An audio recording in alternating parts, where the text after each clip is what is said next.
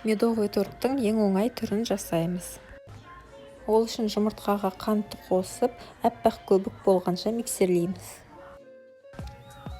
Ыдысқа бал мен сары майды салып, баяу отта ерітеміз. Оның үстіне 1 шай қасық сода қосып, жақсылап араластырамыз. Жаңағы массаны миксерленген жұмыртқаға қосып, жақсылап араластырып аламыз. Оның үстіне ұнымызды салып, қасықтың көмегімен ақырындап араластырып алыңыздар. Дайын болған массаны 2 бөлікке бөліп, пергамент қағазының үстіне орналастырып шығамыз. 160 градуста 15 минут пісіріп аламыз. Кремге қаймақ пен қант ұнтағын қосып араластырып алдым. Бұл тортқа кез келген крем жарай береді. Піскен корждарымызды алып, 2 бөлікке бөліп, жан-жағын тегістеп шығамыз.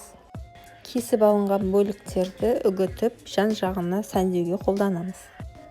Ендігі кезекте кремдерді жағып, тортты жинауға кірісеміз.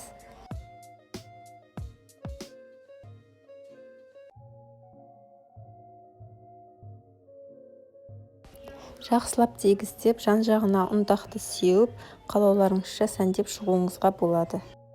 Өте дәмді болып шығады, жасап көріңіздер, астарыңыз дәмді болсын.